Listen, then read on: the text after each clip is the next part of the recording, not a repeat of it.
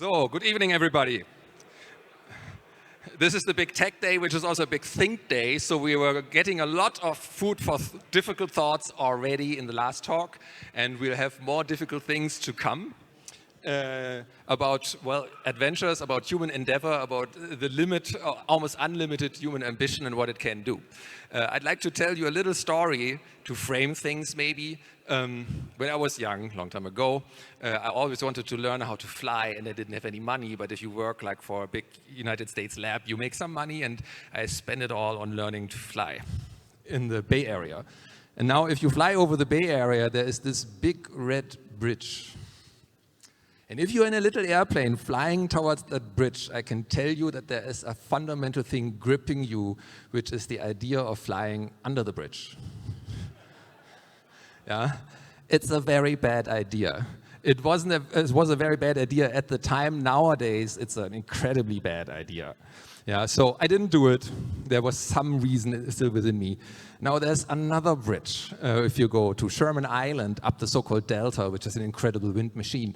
And if you look it up on Google Maps, it's a very beautiful bridge. And we flew with a helicopter towards that bridge. And I looked at my instructor, and he said, no. So what we did was pulling the engine in the collective fully up over the bridge, and then the other side down. And well, instructors are respectful people. They looked at me and they said, I hope you can swim, Henrik. Yeah. In any case, why am I telling you that? Because there is this thing, human ambition. Yeah, and it leads to the movement of goalposts, of limits, of things that were considered safe knowledge, but which weren't. Yeah, and so tonight we have the great privilege, I think, to talk to somebody who was able to move a goalpost in an incredibly professional manner, at least as far as I understood it, and while at the same time keeping safety as a super important concern. Yeah, I won't talk much more because we'd rather let the men talk, but if you research the cannonball scene, you will see they are very determined, very professional, have an enormous amount of people for caring about safety on the road. The cars are great. And there's always a little bit of a cheekiness. Please criticize TNG and myself afterwards if you disliked it, but I thought it was more important to know than to judge. So I hope you will join me in getting to know more of this incredible kind of professional engineer, systems manager, driver, organizer, Arne Toman.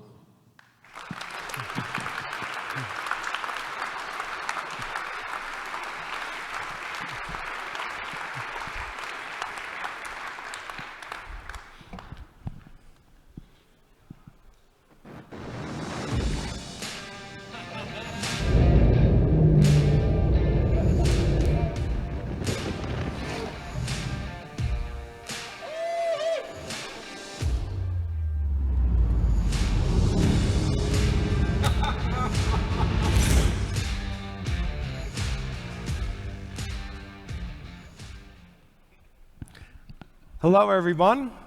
Thanks for coming. My name is Arne Toman, and they say the first thing that you need to do on the road to recovery is admit you have a problem. So I'm Arne, and I have a problem with speeding and a problem with authority.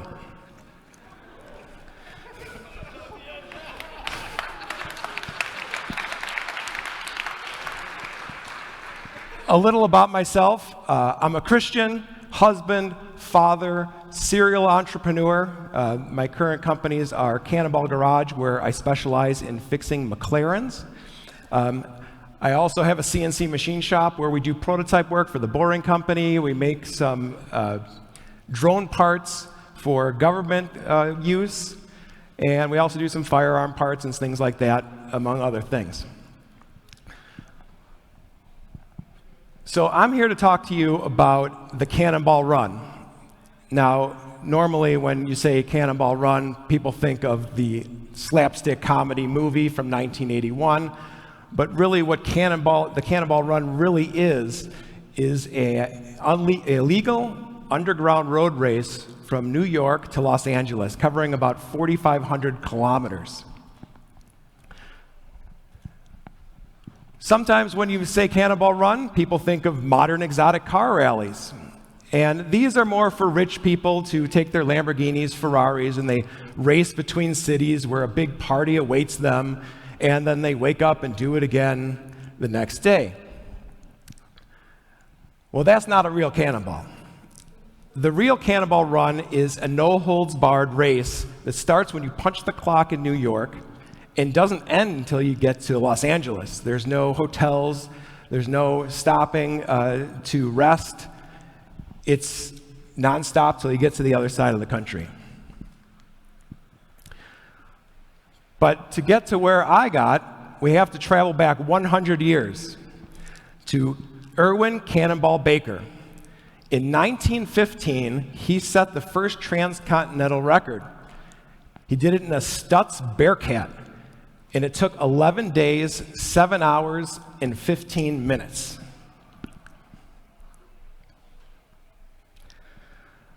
Irwin Baker also had 143 other driving and riding records in his career. Most notably would be his 1933 run in a Graham Page Model 57. He ran from New York to Los Angeles in 53 hours and 30 minutes. And that's roughly about 4,800 kilometers. And this is in a time where we didn't have an interstate system or anything like your Autobahn, so the infrastructure really wasn't there. So at the time that this was like huge accomplishment. Not to mention that Cannonball Baker was 51 years old. So that record stood for almost 40 years. And that's when car and driver started the Cannonball Baker Sea to Shining Sea Memorial Trophy Dash. So this was a race that was held in the 1970s, and it was kind of framed as a protest to the 55-mile-an-hour speed limit. So the first race happened in 1971, and there were 8 cars that were involved, and there was really no rules. He said there was one rule: there are no rules. Well, not exactly. His main parameter was that all competitors will drive any vehicle of their choosing over any route at any speed they judge practical between the starting point and the destination. The competitor finishing with the lowest elapsed time, they're the winner. So this race starts in New York City at the Red Ball Garage. Now, this garage was where car and driver would keep a lot of their test vehicles, so it seemed like a fitting place to start as like a home base. And the race would go all the way out to southern Los Angeles to the Portofino Inn, covering 4,500 kilometers. Now, again, the route choice, up to you. You just had to drive a car, start in New York, and finish in Los Angeles. So there were a couple strategies that became evident at the first Cannonball, and that was either to drive really fast and stop a lot for gas, or like the Polish racing drivers of America, they filled a van with fuel, 1,127 liters to be exact, and they figured, well, we just won't stop. And funny story about them, in the 70s, I guess we weren't really thinking about safety, so they actually made a bed on top of the drums of fuel that were in the back of this van and slept on it, and they would take turns, driving. So at the first sanctioned Cannonball Run in 1971, it was won by Brock Yates, the organizer, and famous race car driver Dan Gurney. They completed it in 35 hours and 54 minutes. They did this in a Ferrari 365. They average speed, now this is with stopping for fuel and everything, 128 kilometers per hour. And there was a famous saying when Dan Gurney, being a famous race car driver, the press, asked him, well, why did you do this? How fast were you going? And he said, at no time did we exceed 175 miles per hour.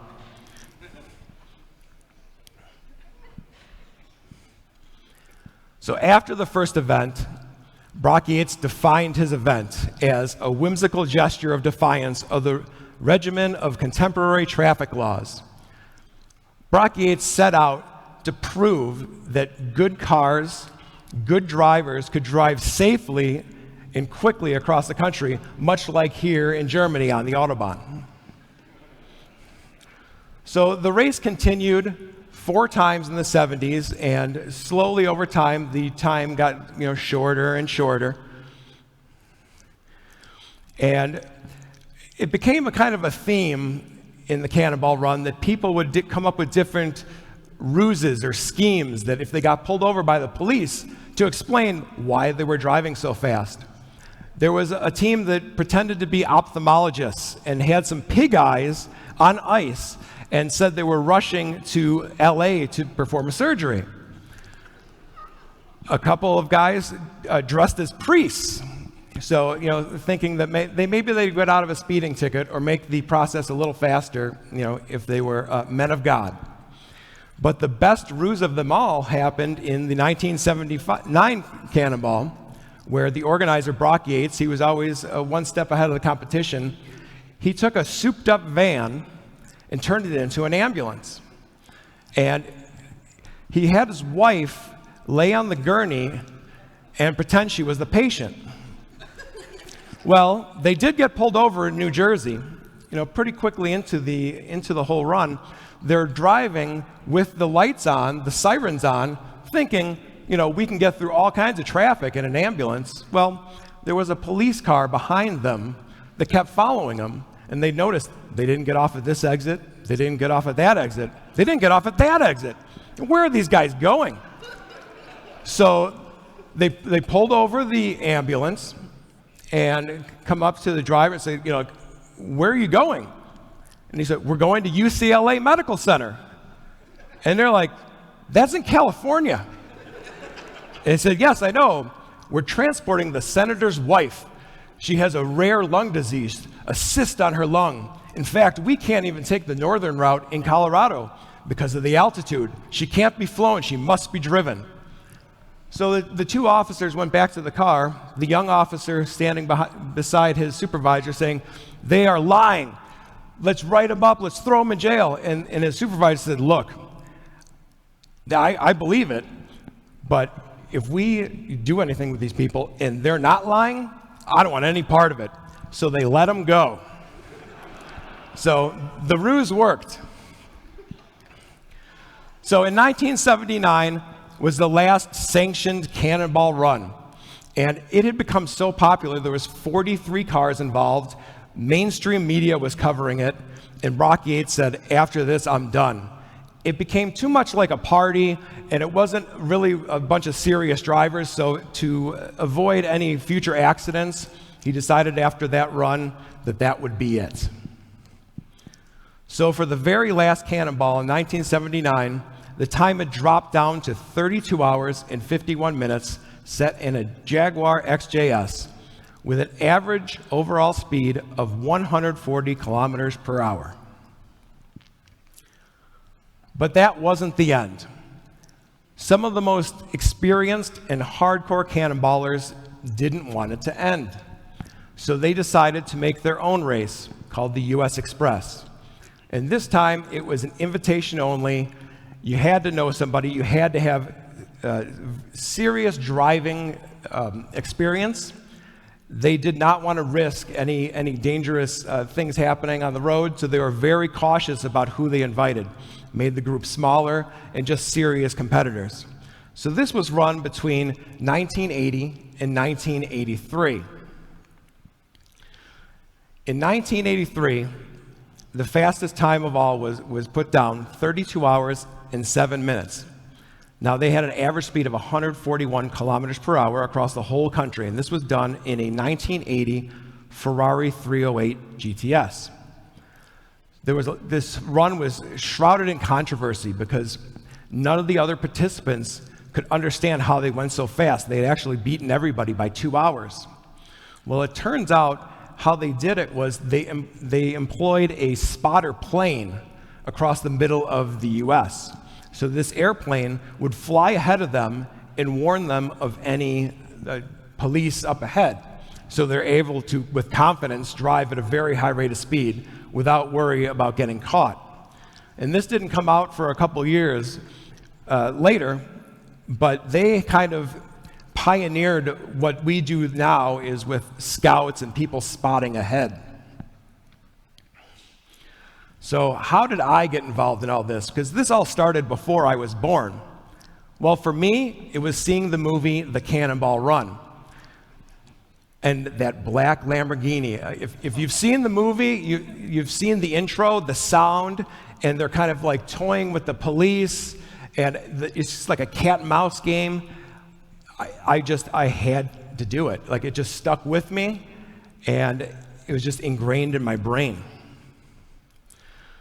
So as I got older, I picked up some old car and driver magazines, and I realized that this wasn't just a movie, this was a real thing.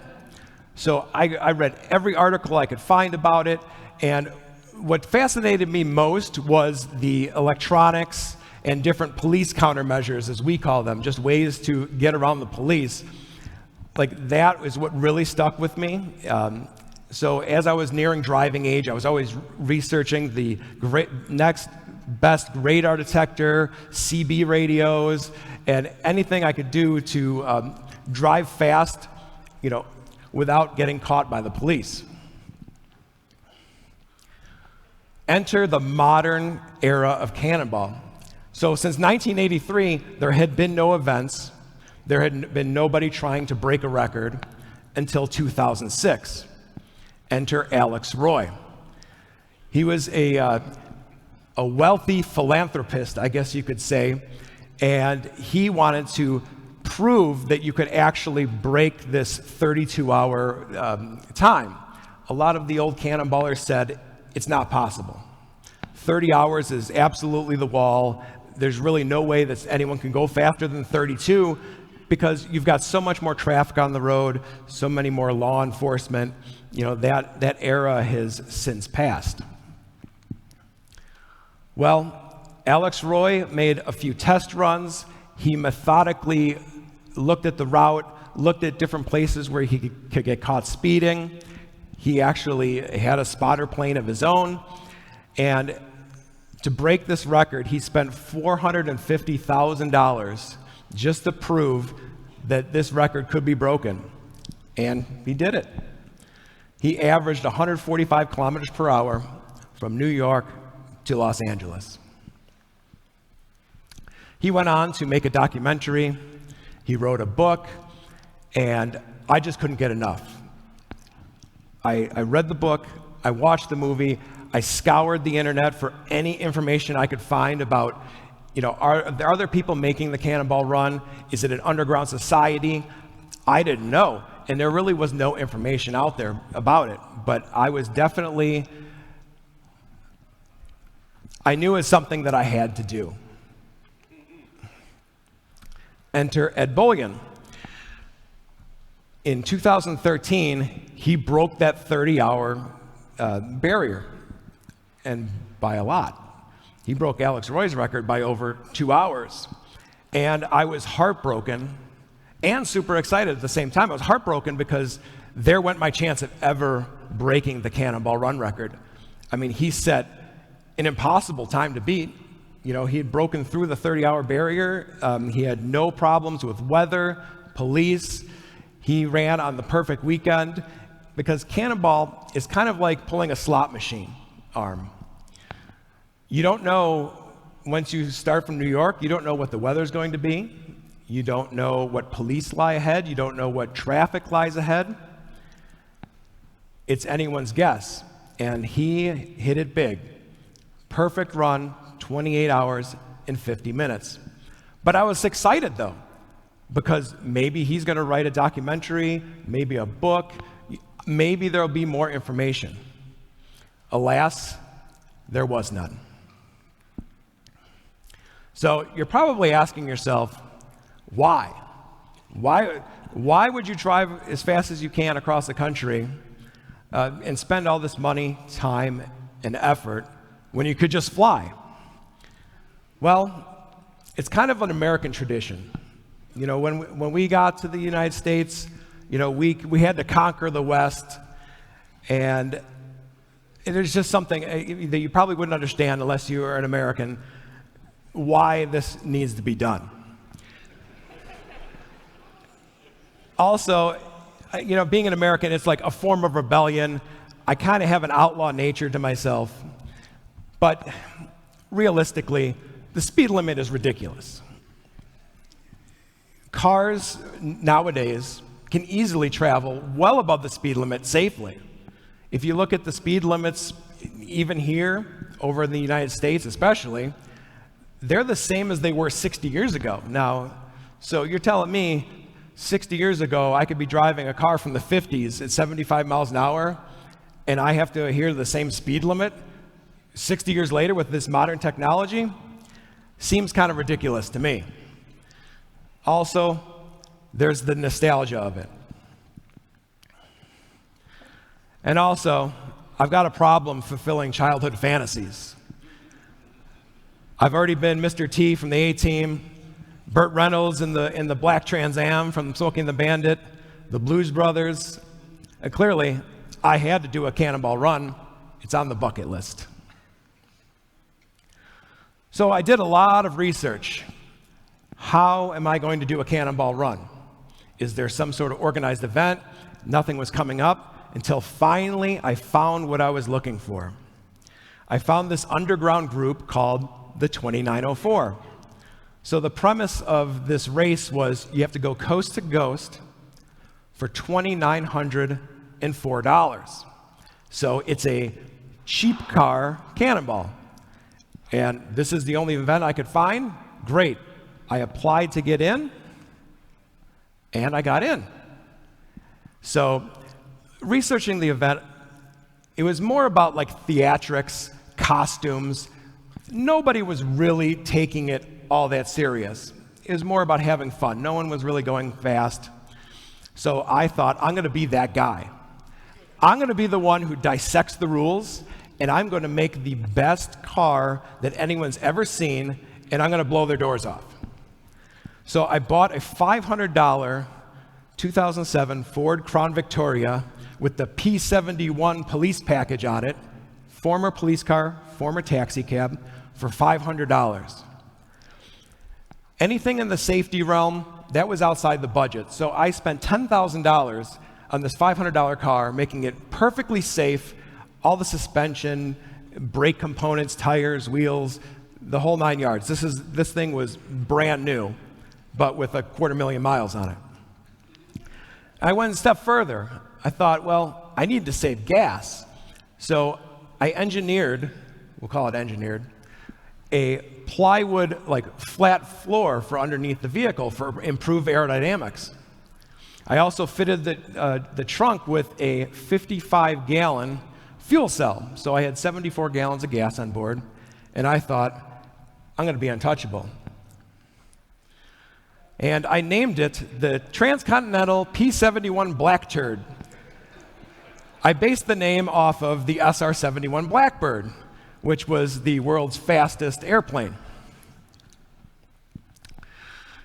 So I thought that I had everyone figured out, and I was just going to come in and sweep the floor with these guys. Well, in 2015, some other folks had the same idea as me and actually did a better job. Somehow these guys came up with an S55 AMG Mercedes, a 430 CLK Mercedes, an Audi S8. I don't know how these guys were able to get these cars within budget, but they did. So my first cannonball attempt, I came in third place. 33 hours and 3 minutes, average speed 137 kilometers per hour, and that was with a really bad start time. I started at 3 in the morning in New York City, and I got to Los Angeles at rush hour. So I lost about an hour. But all in all, it was the 6th fastest time in history in a $500 car. So I was pretty happy with that. The only 2 people that beat me were the Cannonball record holders themselves.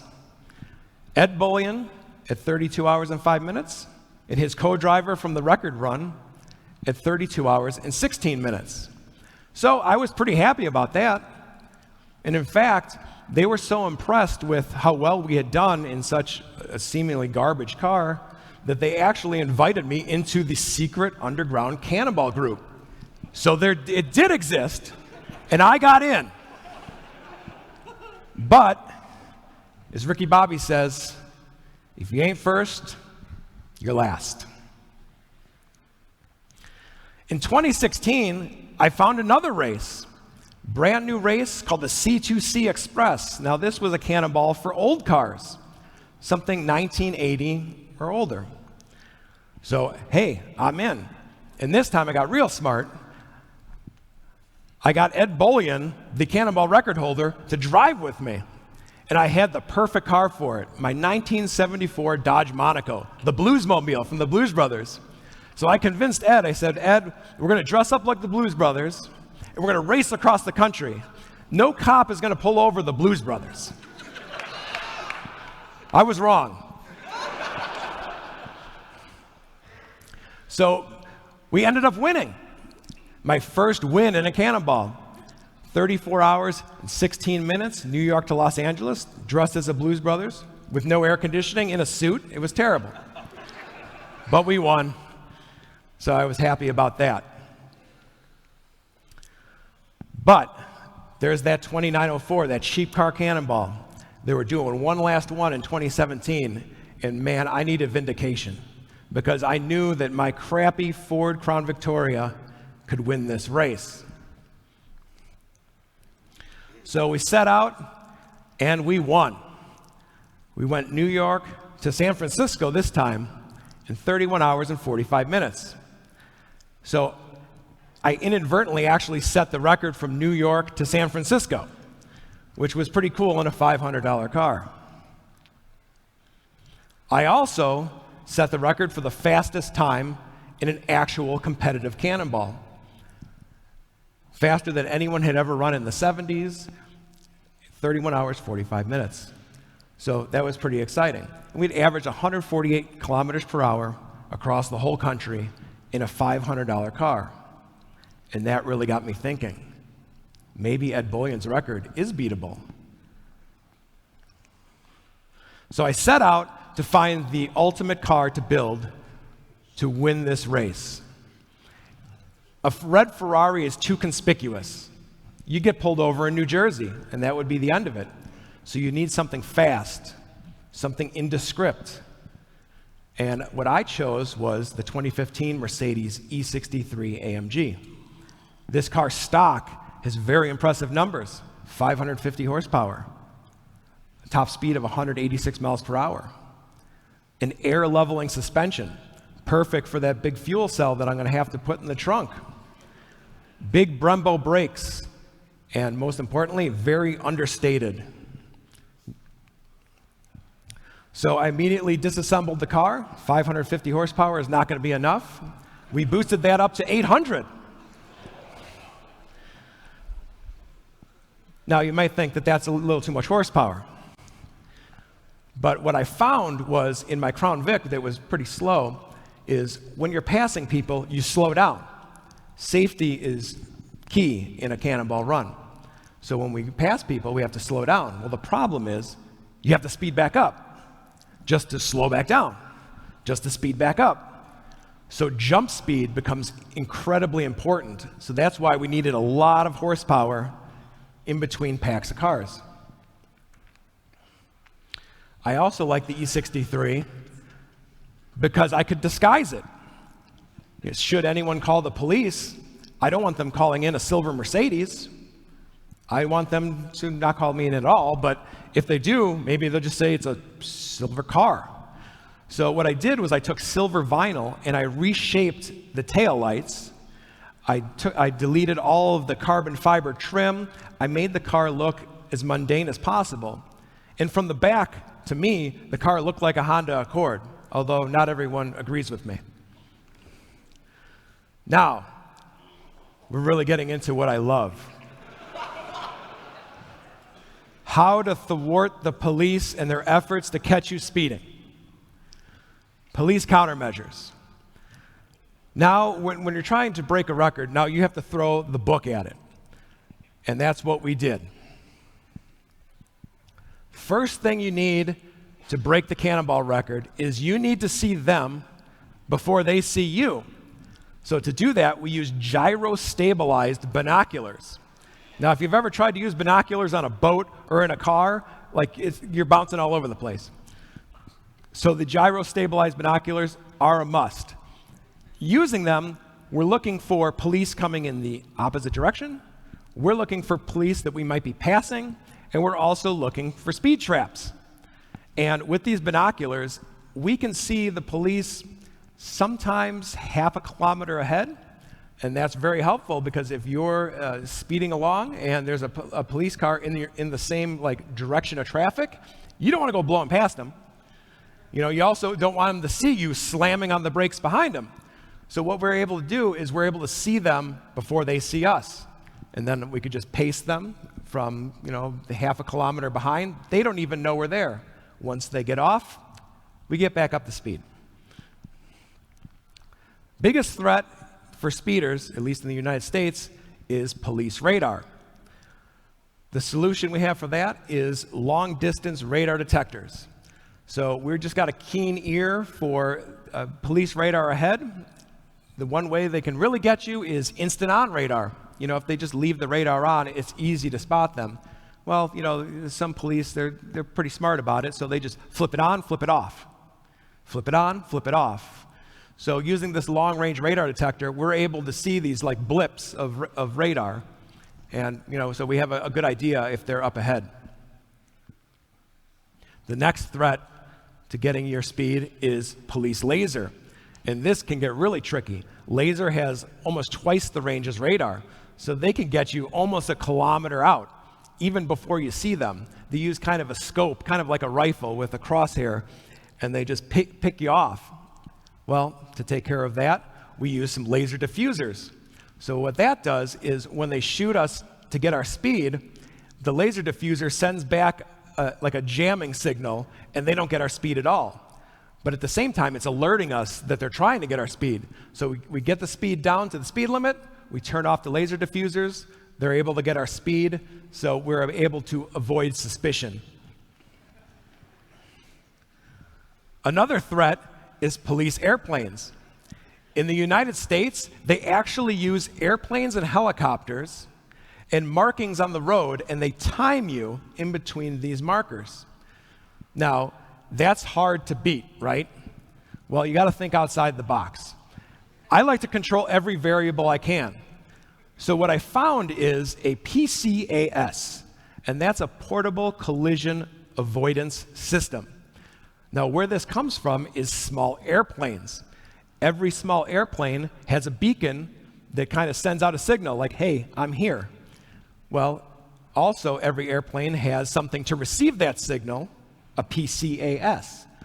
And that tells you the proximity of the airplane to your plane, so you can obviously avoid a collision. So how I use it is, if I get an alert, I know there's a police airplane overhead, and I'm able to slow down. It gives me about a 3 to 4 mile advance warning. So if there's any police airplane up ahead, I'm aware of it, I can bring the speed down. Another thing we use is the Waze app. This is a crowdsourced app that other drivers ahead of you can warn you about road conditions, police traps up ahead, so that is very helpful for us. Something that had not been used before was, for night driving, a thermal scope. So I took a thermal scope with about 4 to 5 times magnification and put it on my roof. You can't put it inside the car because thermal can't see through glass. So you ask, well, why would I use a thermal camera? What good is that going to do me? Well, first, I'm looking for the heat signature of a police car up ahead. When you're driving through the middle of the desert at a high rate of speed, no traffic around, it's always in the back of your head. There's that cop that's been waiting his whole life for you. And I don't want to find that guy. So using this thermal scope gives me the confidence to drive quickly in the desert. If there is someone hiding in the bushes, I'll see him. It also helps for spotting wildlife on the side of the road, deer, anything that could be a hazard. We also use a police scanner. So we're listening to what the police are saying. So we're able to know if someone that we may have ruffled their feathers when we passed by, if they've called us into the police, we'll know about it. Also, a lot of times the police will report their location. They'll say, we're at mile marker 10 setting up a police speed trap. So we're always listening to what they're saying.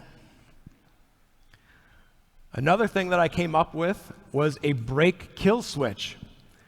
So if picture yourself, you're driving in the middle of the night at a high rate of speed, and you get hit with radar or laser or some sort of speed detection. If you were the police and you saw bright red taillights pop up, you'd clearly know that, hey, that guy's speeding. So what we do in deserted locations where there's no one behind us, I turn off my brake lights. That way, if the police are shooting radar or laser or trying to get my speed, I know about it, I slam on the brakes, they don't see any brake lights at all. So I'm able to get the car's speed down without them even knowing. Another thing I decided to do was to use lights, extra lights on the back of the car to kind of change the appearance of the vehicle. You got to think of everything you possibly can.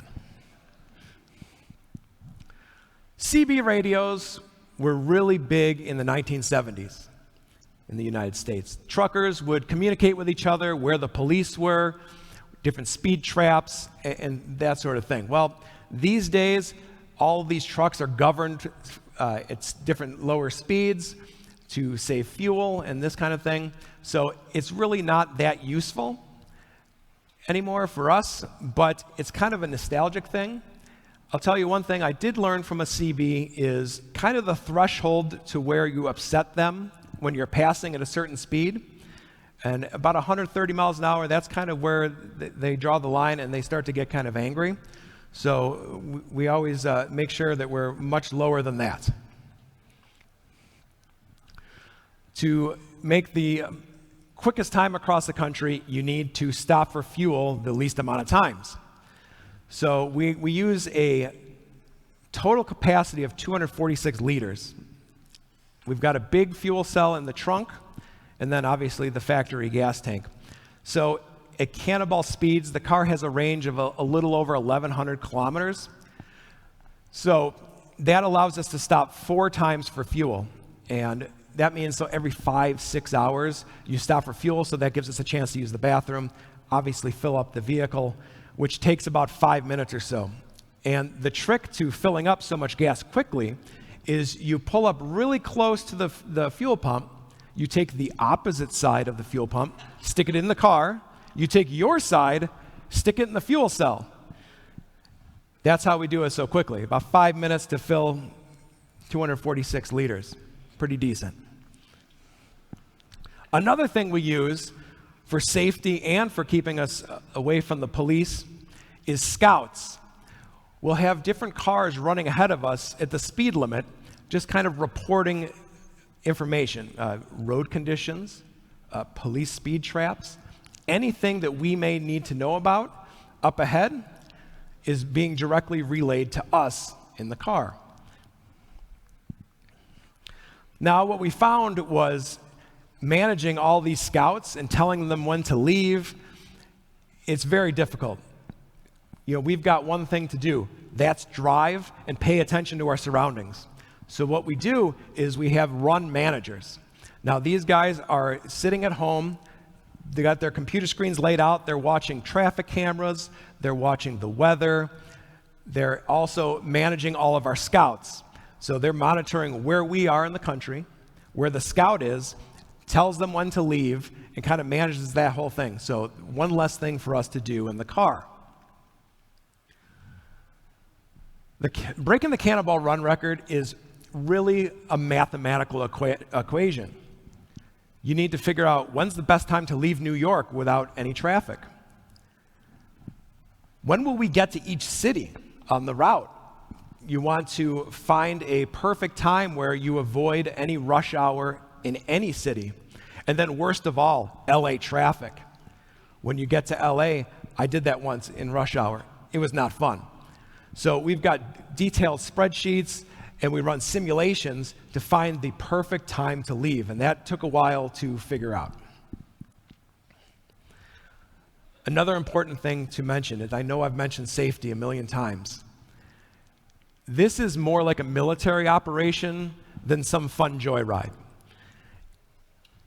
It's complete.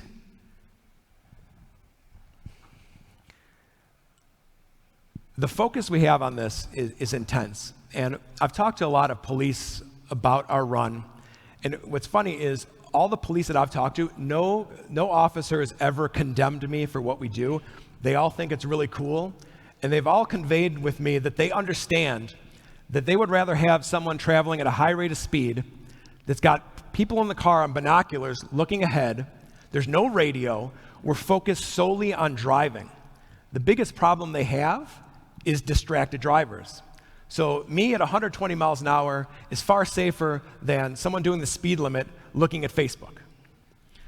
There's no radio, no distractions, and also we're very cautious about how we pass people. We don't want people calling the police because all we need is a roadblock up ahead or them to pull us over. That ruins our time. So you run this fine line of making the best time, not ruffling any feathers, and being safe. So now that we've entered this new modern era of Cannonball, it's not a sanctioned event. So you have to have proof. To do this, we run an app called Glimpse. And this is something that you can get on your phone. You're able to share your location. It tells you speed.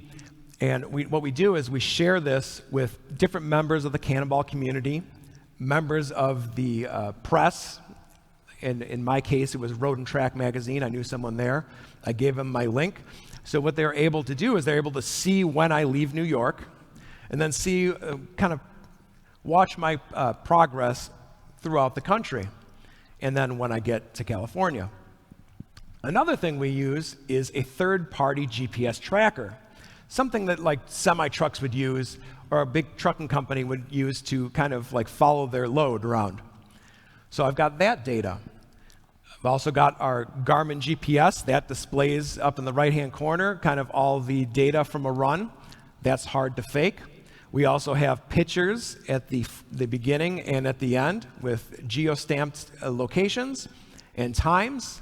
You've got gas receipts. And also, I went a little step further. We have full documentation of the run, unbroken dash cam footage. And in 2019, when we made a run, we actually did a private live stream, which was pretty exciting to watch, I'm sure. So in 2019, I finally got my chance to go after the Cannonball record in this car that I had prepared. And we beat the record by an hour and a half, 27 hours and 25 minutes. It was a dream come true. Ed, who had the record, he was very gracious. You can see him in the bottom right-hand corner there, kind of handing off the record, him and his team, me and mine. And it was a great time for me. I was glad because I was retired. I had checked it off the bucket list. I had fulfilled this fantasy of breaking the Cannonball Run record, and that was it. I was really looking forward to being retired, taking the car to car shows, and telling everybody about, this great experience of breaking the Cannonball Run record. There was a lot of press when I broke this record. The record had stood for 6 years, and honestly, it was a little overwhelming. I had all sorts of media outlets calling me, wanting to do interviews. There was like a week that you couldn't go without seeing my face somewhere, and it was a crazy time in my life. Inside Edition, CBS This Morning, the local news channels all covered the story. And it got so crazy that I was just turning down interviews because I didn't do it for the fame. I did it for myself. So we had done it. I was retired. I was going to go to car shows, and that was going to be it. Well, life has a funny way of kind of derailing you. In April of 2020, at the start of the COVID pandemic, the roads were empty. This doesn't go the way you think it does. So I had a friend of mine in the Cannonball community who wanted to break the record for a diesel vehicle. So he was going to take his Volkswagen Passat and he was going to race it across the country and break the record for a diesel vehicle. So he called me up and said, hey, would you mind scouting for me in Illinois? I said, no problem. I'll take my record-setting E63 AMG out and I'll just make sure that you're all good across the whole state of Illinois. I ran 200 miles in front of him. No problem. With him about 2 miles behind me, I decided I'm going to do him a big favor. And I'm going to pull off on the side of the road. Mind you, this is the beginning of COVID. There's like no traffic out at all. So I pull off on the side of the road, nice well-lit shoulder. I hit my hazard lights. I get out of the car, and I'm going to wait for him to pass, and I'm going to take a video for him. Boy, he's really going to appreciate this. Well, it didn't work out as I planned.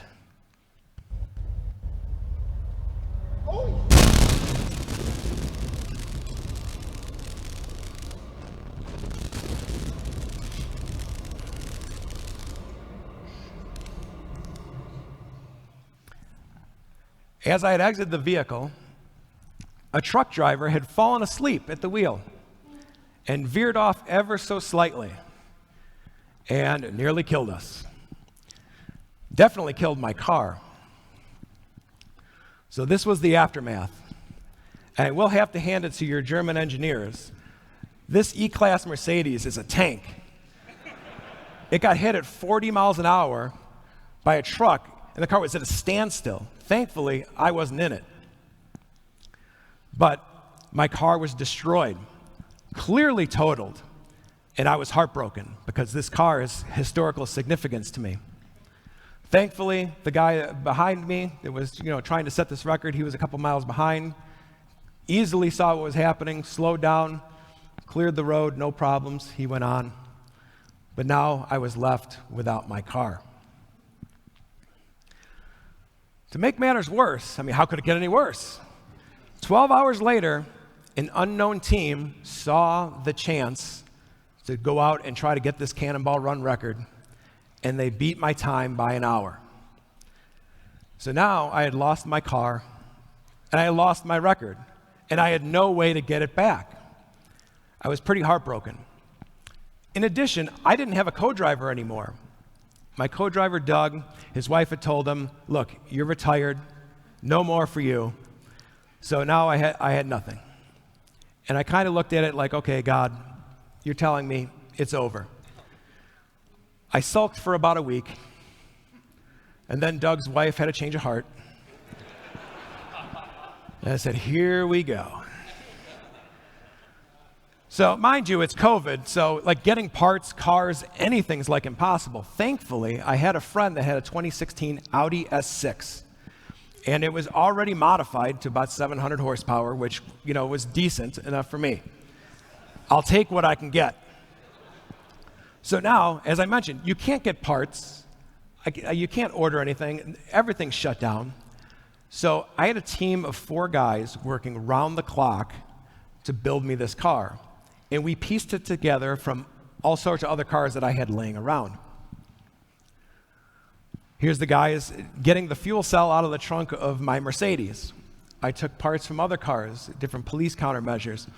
And in the course of 3 days, we had turned this stock car into a car that was ready to make a run. One of my favorite parts of this car was it's very mundane looking, even more mundane looking than the Mercedes. Well, the Audi S6 has a likeness to the Ford Taurus police interceptor. So I thought, what perfect disguise than to try to make this Audi look like a Ford Taurus police car. So we kind of reshaped the grille with some white vinyl. I made the fake Ford Audi logo there in the front. I took some black wheels. I painted the center silver to kind of look like a steel wheel with the dog dish hubcaps that the police cars use. I put some reflective chevrons on the back, kind of reshaped the taillights with some vinyl. And what I came up with was the Fraud Taurus Polizei Interceptor. It looks pretty good. See? Huh? Am I right? Sort of looks like a Taurus, kind of. So we had one shot to reclaim this record. It's May of 2020, and already the west half of the US is already opening back up. The East Coast still has travel restrictions. In fact, New Jersey had a curfew, apparently. And we had decided that leaving New York City at 6 p.m. would give us the best chance with the least amount of traffic to get this record back. But the problem is, New Jersey had this restriction. So I called up my friend at the San Bernardino County Sheriff's Office in California, and I said, look, I go on after my record, but is there anything you can do to help me if I get pulled over? You know, what excuse do I have? And he said, I got you. He wrote me a letter thanking me for delivering his Audi to him because he was busy working. So should I get pulled over during this curfew, I had an excuse. I thought that was pretty cool. We didn't end up using it, but it was something interesting to have. So I left Chicago. I headed east to New York. I picked up Doug, my co-driver, in Cleveland, Ohio. We got to New York. We spent the night, got some good rest. The next day, we made our run. Driving during COVID was unbelievable. To Denver, we averaged 193 kilometers per hour. There was nobody on the road. We left New York, no problems.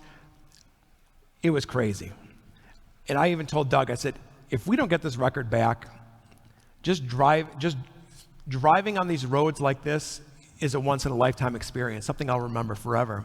In fact, in the Midwest, where it's flat and straight, we actually averaged 200 kilometers an hour for 2,000 kilometers. It was amazing. But my luck started to run out as we got into Colorado. Being that this car was new to me, it's got some features that we don't quite understand. While I was taking a break in the back seat, the spotter was on the binoculars, Doug was driving. Well, he had accidentally bumped the lane assist. And I wake up from my short nap, and we're going the speed limit. I'm like, what's happening? He goes, something's wrong with the car. It's like it's got a mind of its own. It's like I go to make a pass, and it the steering wheel shakes, and it points me back in the lane. I'm like, wow, that's crazy. It's like maybe something wrong with the tires. We check the tire pressure. No, the tire pressure's fine. And I look on the dash, and I see this little green light with a picture of a road. I'm like, I think that's the lane assist.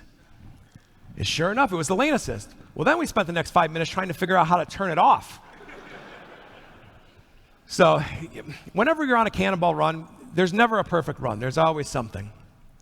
But what we realized is once we got through Denver, you have to go through Vail Pass, the highest point in the United States. That slowed us down quite a bit.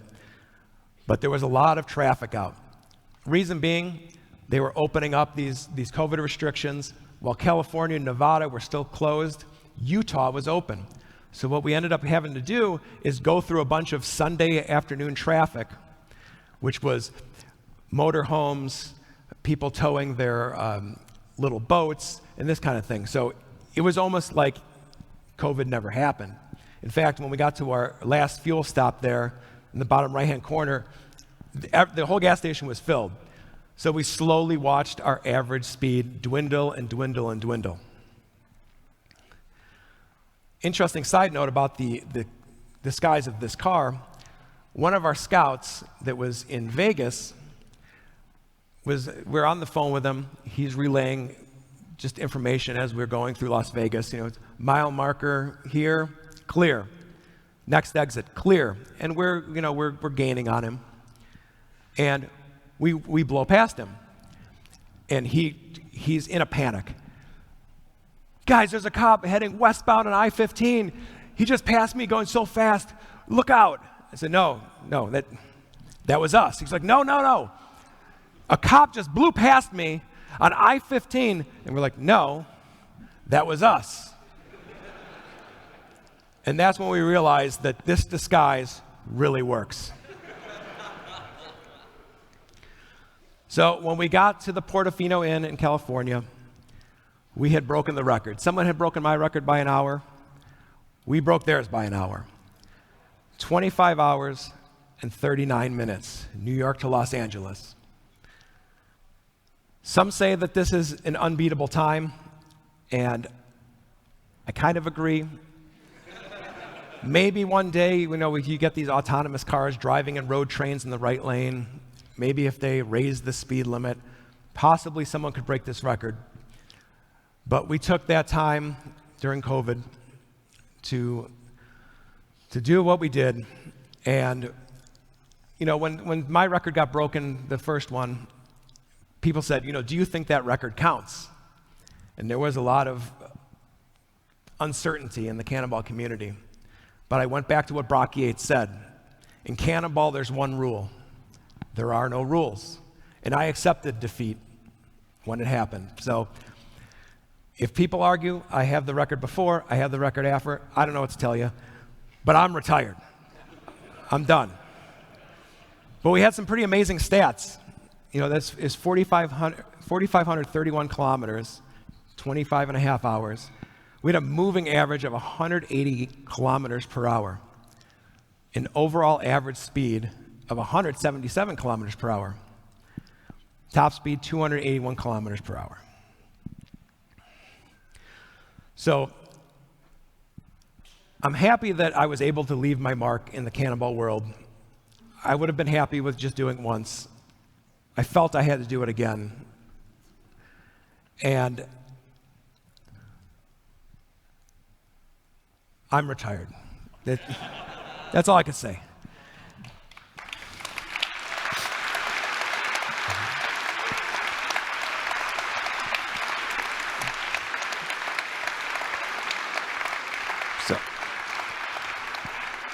But I want to emphasize, in 50 years of cannonballing, there has never been an accident, no one injured.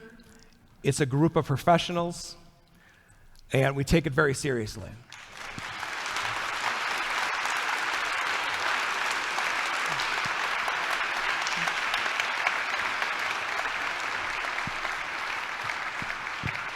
So, you're retired. I am retired, and I just want to thank you guys for coming to my TED Talk. I hope that I've inspired you to pursue your own Cannonball Run.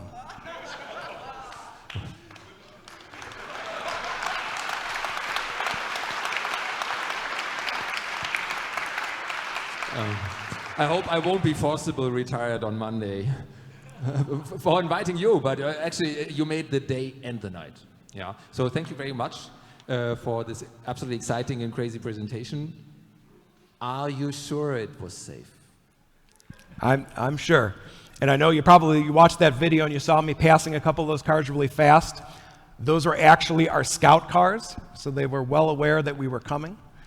Like I said, we pass at a much slower speed and use the 800, 700 horsepower to, kind of bridge the gaps in between, packs of cars. And the propaganda department told you that there never was an accident in 50 years.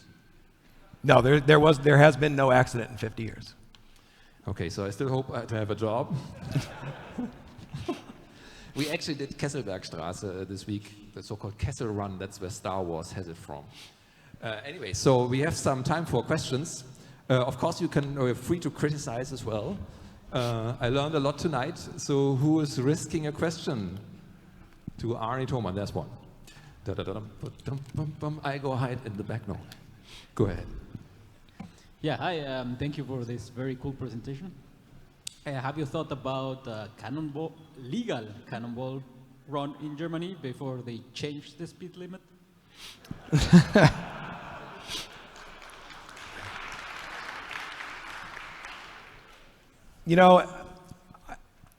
If the U.S. had a Autobahn, cannonball wouldn't even be a thing. You guys are so disciplined with staying out of the left lane. It's unbelievable. I've driven here a couple times, and it's fantastic. God bless you guys. So I don't think that a race here in Germany wouldn't be a challenge.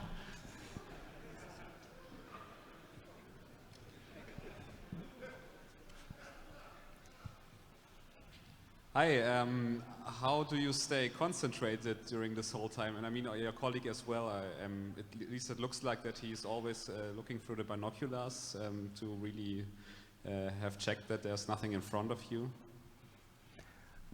So you wouldn't believe how alert you can stay when for 25 hours you're risking going to jail. You know, the Cannonball's not for everyone.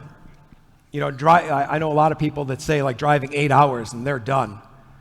I'm a special sort of lunatic, and I found my co-driver who is very similar, but we've never had a problem with fatigue, and that's also why we have 2 drivers, and then there's always a dedicated spotter. Usually it's a young guy, about 20 years old, who stays up the whole time. So when I'm not driving, I'm in the back seat. And when Doug's not driving, he's in the back seat. We're always resting, you know, when we can.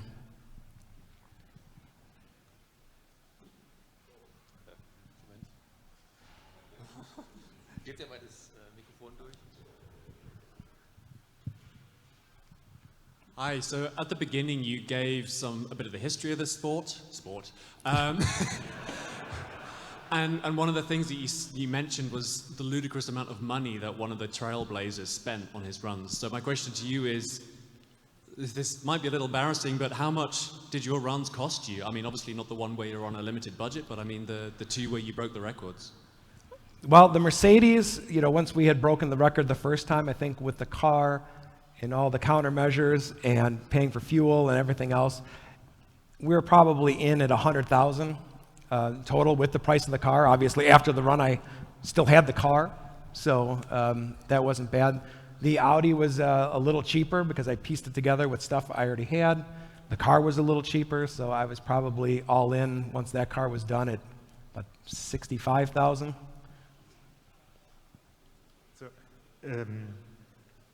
So what do you think if people say you're a crazy asshole? I'm sorry, say again? Oh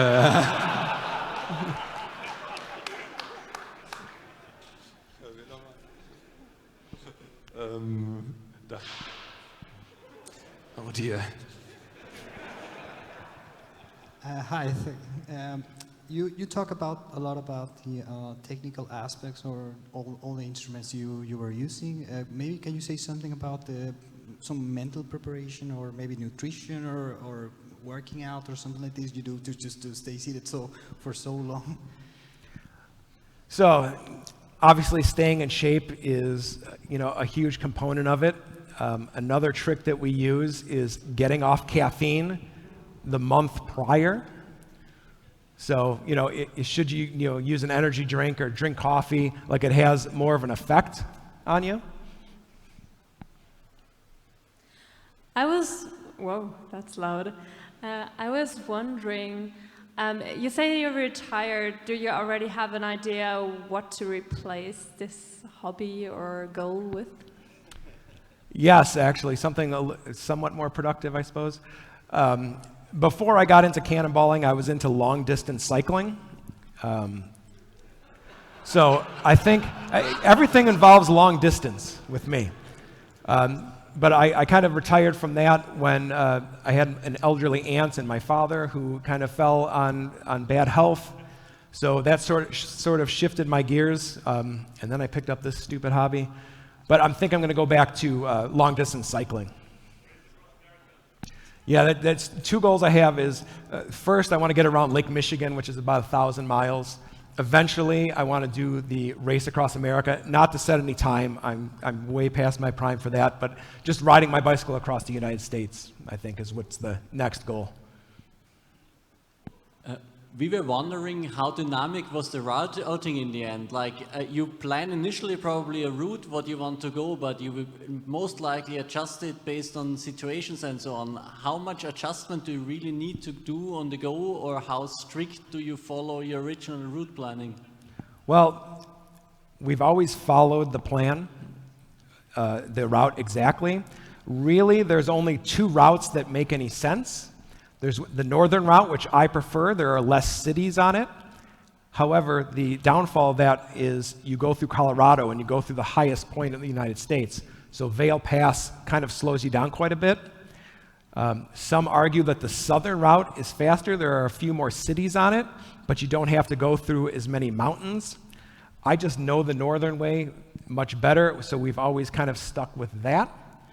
But realistically, there's only two ways to go. I've done both, so if I had to really switch, I could.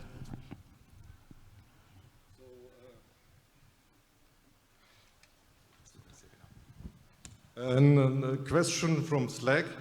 So how many of the countermeasures were actually needed for the run? I would say that everything was needed except the CB radio. And I guess technically the thermal camera has never had an actual save on a run. It just gave me the confidence to know that there were no police hiding in the bushes in the desert, which I found is useful. But it's actually never had a save during an actual record attempt. Now, using it on other occasions, just traveling, that I have had success with. So I would have one question. What was the selection criteria of the car? So basically, or obviously, German mid-size sport copies are the best, but here in this motorhome, much faster cars. Was it about the range you can take at high speed, or what was the criteria? Really, you don't want something that stands out. Like I said, if you took a red Ferrari, first of all, you go blowing past somebody in a Ferrari, they're going to think you're a jerk. I mean, you might be, who knows? But they're going to call ahead. So we don't want anyone calling the police. And it's my personal opinion, and through most of the Cannonballers also, is I don't want to affect anybody negatively at all. When we pass people, I make sure that we're not making them change lanes, not hit the brakes, not have to steer. I don't affect them at all. So the best vehicle is something that is indescript.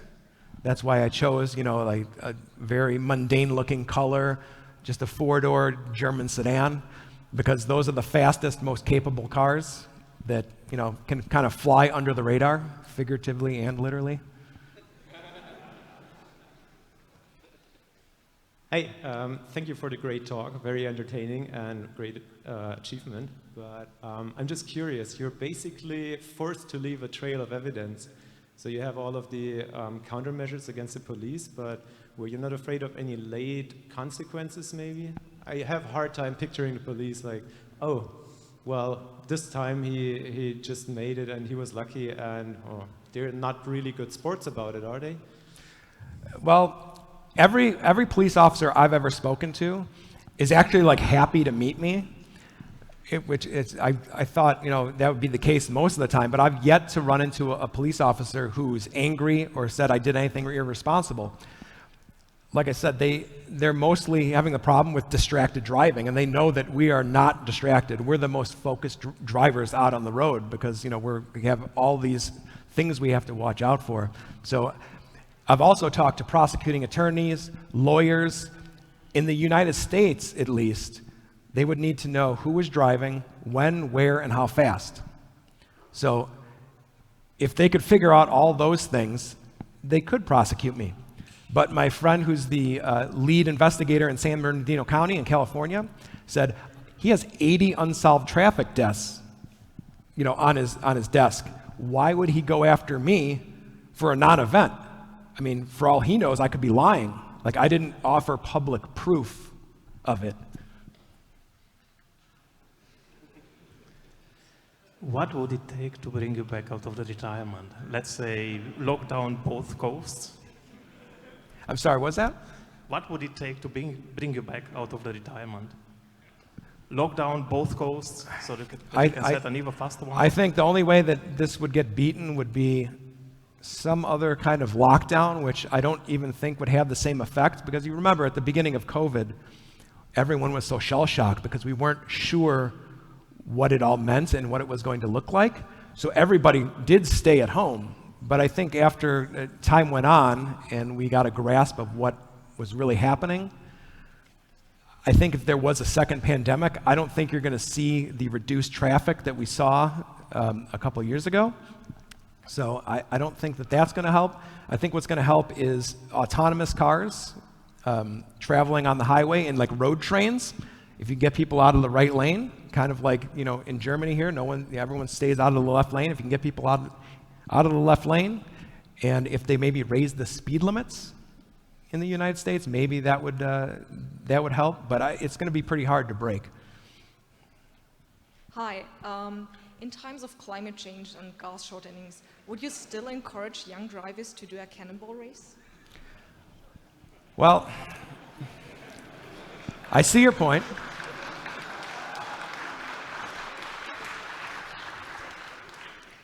So we got 11 miles per gallon. I'm sorry, you know, I'm not familiar with the metric system enough to convert that. But yes, we used a considerable amount of fuel.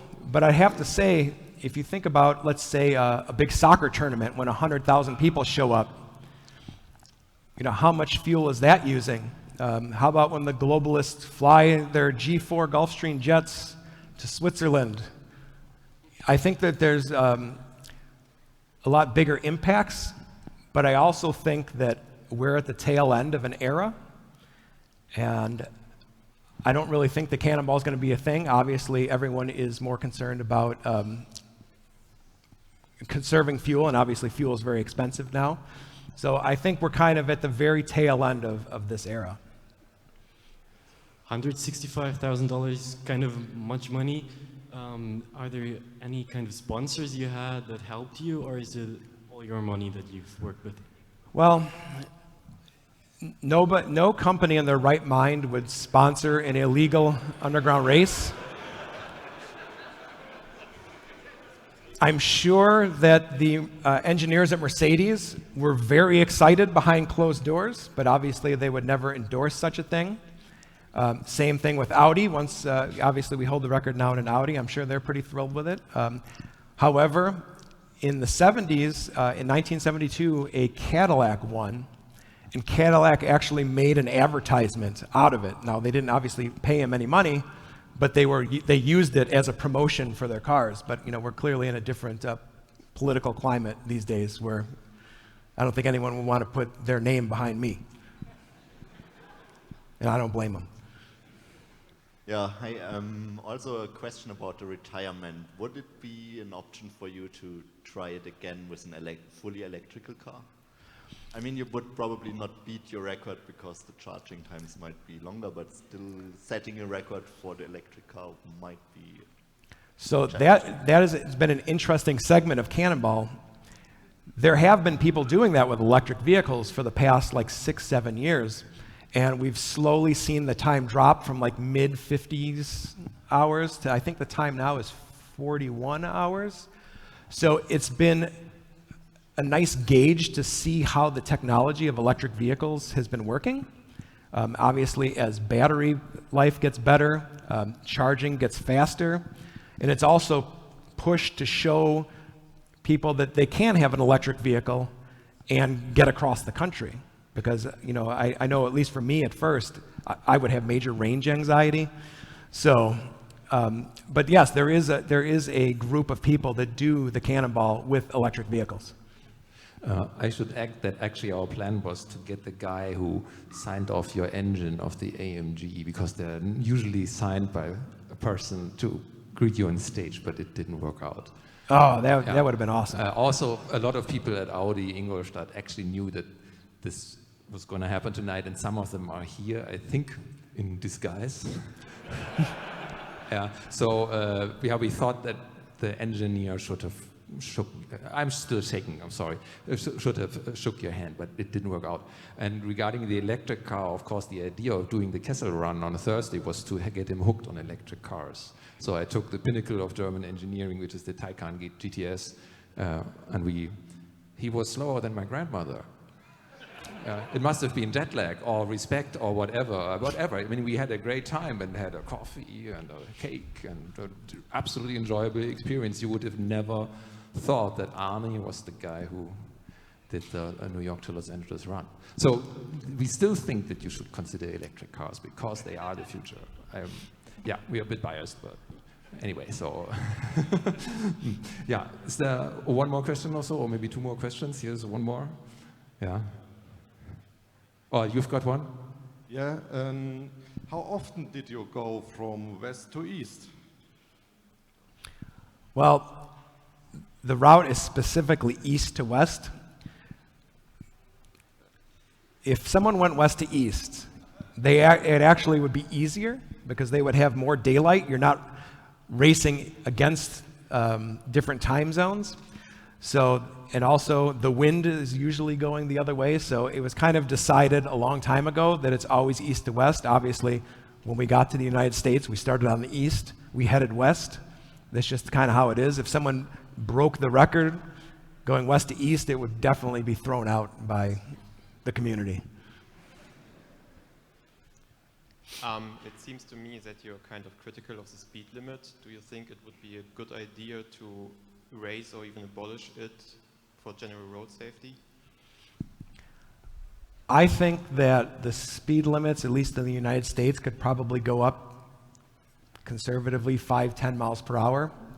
Obviously, you don't want to have everyone driving 100 miles an hour. There's a certain amount of driver training. Like I've done lots of racetrack events and driver training events, so you probably don't want everyone going that, but I would say that the general public could go 5 to 10 mile an hour faster for a speed limit safely. At the beginning of your talk, you mentioned that you are a father. What were your wife's thoughts about the cannonballs? I have a very, very tolerant wife, clearly, because I'm still married. But she knows and she trusts me, and she understands, like, I have a family. I'm not going to put myself at risk. I have a family. I'm not going to put others at risk. So she's just very trusting of me. Just to motivate the German car manufacturers, what is your most famous German car brand? My most famous German what? Car brand. So do you prefer BMW, Mercedes, Audi, Porsche? Ah, okay, well, I'm not a BMW guy. Ooh. Sorry. I mean, they're not bad, it's just not my favorite. I'm also not an Audi guy, really. I'm a Mercedes guy, to be honest with you. Do we have one more question from Slack, maybe? Yes. So the record is getting closer to the 24 hours mark, and in Europe there are the 24-hour races. So can you kind of compare your result to these 24-hour races? Well, I mean, clearly, I mean, if there was a race, like a 24-hour race that was on a closed race course, I don't know if I could stay awake from that because I wouldn't be fearing going to jail. You know, I get the question a lot, you know, why don't you just try one more time to go 24 hours? And I think I'm past my prime. I don't need to go do that. You know, if I did that, people would think I'm some sort of psychopath. You know, I've done it twice. That would never cross our mind.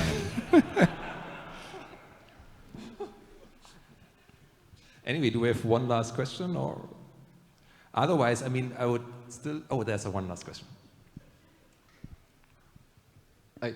In case you would have been caught by the police, did you prepare some kind of logic explanation for all this technology in your car?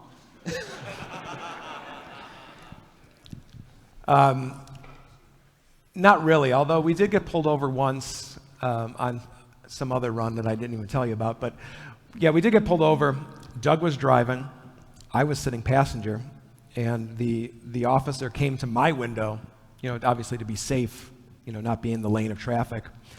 And he gave Doug his ticket, and he looked down at me and looked at like all the radios and stuff, and he goes, "So what's with all of this?" I'm like, "Oh, I'm just like an electronic hobbyist." He rolled his eyes and walked away. So you can't always beat them. Like I said, I like to control as many variables as possible, but there's always a loophole. You know, I have been pulled over for speeding before. So Arne, I mean, unbelievable. we still have to implore you. There's a thing called photon drive. It's a solar cell driving an electric car, and it's existing. It's not from Star Wars or Star Trek. Anyway, you are an incredible person. I'll have a hard time sleeping. I still hope I have a job on Monday. Yeah. Please don't throw me out yet. Yeah. But first of all, well, what an interesting, adventurous human being you are, moving borders which were considered unmovable, breaking records that were considered unbreakable. And maybe you can do too.